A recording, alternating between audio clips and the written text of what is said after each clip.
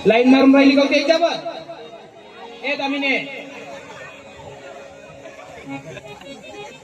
ते कोणाच्या नावाचं आहे एवढं हे काय वय हे काय घालून आली याले काय म्हणते पराग काय म्हणते ती भाऊ याले जग्गा जग्गा याले काय म्हणते हे या काकाची चांगला अनुभव आहे घालता का तुम्ही रातचा घालता का दिवसाचा रातचा घालतास का काय म्हणते मावशी याले काय म्हणते गोडाऊन का भैये गोडाऊन कायले म्हणते गाऊन कायले म्हणते गाऊन ज्याच्यातून जाते सारं वाहून त्याचंच नाव आहे गोडाऊन जुनं चांगलं होतं जुन्या बाया 9 वारी घालायच्या 7 वारी घालायच्या तेव्हा पत्र घ्यायच्या सोबत लहान लहान लेकराला घेऊन जायच्या पण त्यांना जर भूक लागली तर तिथं स्तनपान करायच्या पण स्वतःच्या इज्जतीचं रक्षण करण्यासाठी अशा पदर झाकून घ्यायच्या हे का नाही बाजी अहो म्हणणं पेकल्या की सारखा बट्टा लावती अशा पदर झाकून घेत होत्या पण आताच्या काळात जर अशा उशीच्या खोळी घालून आल्या त्याने जर इज्जतीचं रक्षण करायचं हिरकटी पांघरून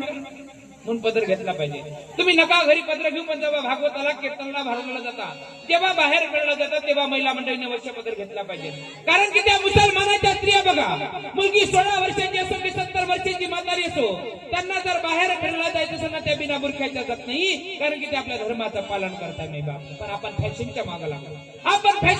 लागलो माय बाप आणि आपण आज अंग प्रदर्शन म्हणलं या अंग प्रदर्शनामुळे आता या भारत देशामध्ये मुलींचं अत्याचाराचं प्रमाण वाढून आहे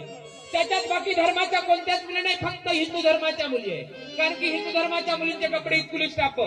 इतकुले पॅन्ट इकडून खिडक्या मागून खिडक्या पुढून खिडक्या पुन्हा कुठून खिडक्या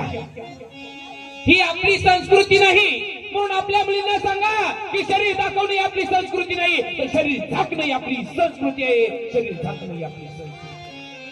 पण आपण फॅशनच्या मागे लागलो नाही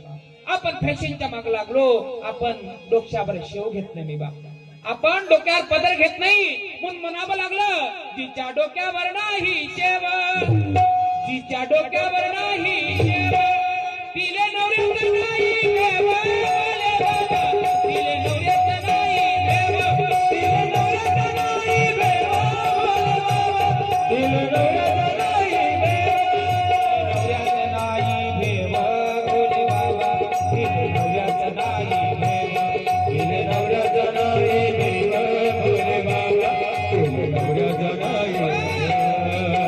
तिच्या डोक्यावर नाही शेव तिले नवऱ्याचं नाही तुम्ही म्हाताऱ्या बुड्याकडे अजून एक कॅमेरा घेऊन फोटो काढण्यासाठी जा त्या डोक्यावर पदर घेतल्याशिवाय तुम्हाला फोटोच काढू देत नाही कारण की आपली संस्कृती आहे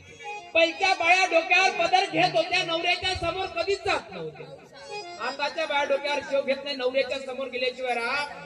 म्हणून म्हणावं लागलं जिच्या डोक्यावर नाही शेव तिले नवऱ्याचं नाही डोक्यावर शेव घेतला पाहिजे कारण की आपली संस्कृती आहे जिच्या डोक्यावर पदर